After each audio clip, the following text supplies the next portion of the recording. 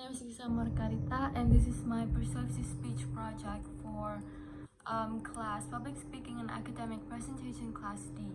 So let's just get started. Journal writing is therapeutic, and as a massive reader, words moved me more than paintings. Lyric mean more to me than a melody. And as if you read it yourself, you might think that, oh, I could never write this good, or I could never think of that while you're reading something, and you might be wrong. I used to be skeptical about journal writing, and I would think that I would need to be consistent and have an interesting thought in order to write something. And I admit that when I first tried bullet journal, and I know it's not the same as journal writing, but hear me out, okay? It helped me tremendously to be organized and to get myself together and to get my schedule to be easier to read and go through. And I would have this little section at the end of every week for me to write about how I feel that week as a little reflection, and it helped me a lot to see what I could improve for the next week or for the future, I guess. But then I stopped bullet journaling because life happens. I would have an on and off relationship with bullet journaling because, to be fair, bullet journaling takes a lot of energy. Like, you have to prepare a monthly spread, a weekly spread, so it could be too much to keep up with. So, a year ago, I started bullet journaling for real this time, and at first I thought too much of it before I start writing because I wanted it to be perfect. So I started watching all these journal writing videos on YouTube, and everyone was talking the same thing about how they kind of overthink everything before they actually start writing. And one of them said, and I quote, "You don't have to have every tiny thing figured out before you start." And it kind of stuck to me, and so I said, you know what, let's just start writing. So I did, and here with me I have my journal. And the first ever time I ever write on this journal was on the 5th of October 2021, and it was a Tuesday.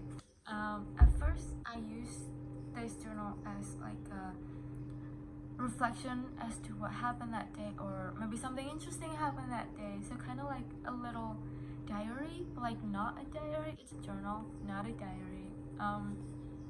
But then I started also writing stuff like a checklist for books that I wanted to read, stuff that I like, and so much more. Endless possibilities there. And I'm here to tell you how to start journaling. Well, at first you're going to need a journal book, obviously, to write everything in. And keep in mind when I tell you that you don't need to have interesting thoughts to write something. You can start by telling the journal about what happened that day, or what you wish happened that day, or maybe something interesting happened and you wanted to commemorate it somehow. Just write it on your journal.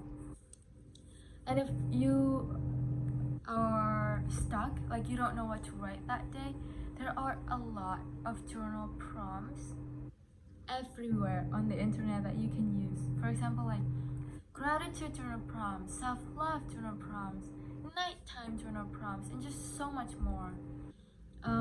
Along with that, you're going to need to spare some time, okay? Maximum of 20 minutes at the end of the day to write in your journal. Listen, journal writing does not take much time, okay? But the more time that you put into writing your journal, the more valuable your writing will be, because you dig deep into your head to get all those thoughts out rather than just speed running your journal writing. So just keep that in mind. But anyways, I've talked about it briefly before, but the reason why I wanted to start journaling is to be able to reflect on my day. And I think it's important to do that because sometimes you do things that you didn't mean to and you won't realize what you did. So if you just kind of shrugged it off and didn't think about it after, so it helps me more to focus on that, so I wouldn't be making the same mistakes later in the future. Along with that, I use my journal as a venting place. You know how sometimes you tell your friends about something that happened and you won't realize it, but you are subconsciously looking for a specific reaction from your friend, and if you don't get the reaction that you want, you will get disappointed. So I like to write my feelings here just to protect myself from being disappointed. So, and a great thing about journal writing is that it's a sacred place for me to just write everything that I want without an audience watching my every move. So I could be as truthful as I want. I don't need to lie. I don't need to put up a front. I just need to be myself, and I think that it's beautiful and therapeutic that I get to do that, because again, it's for my eyes only, and you can do that too by journal writing. The advantages of journal writing are endless, okay? But let me just name a few. Firstly, writing can help you connect with your inner self and your mind. Writing forces you to think in a good way, of course. And with that, you can be surprised with your own writing. So in a way, you can also discover yourself through journal writing by writing your feelings, your thoughts, or maybe even by answering some questions from a prompt that you use. And by discovering yourself, you can also improve yourself, as I explained earlier. And with that, you can express yourself through writing the journal, because remember, it's for your eyes only and it's very personal. And I think that one of the most important underlines of journal writing is for nostalgia's sake. It helps you to remember things that you won't regularly remember if you're not writing them down somewhere. I know I do.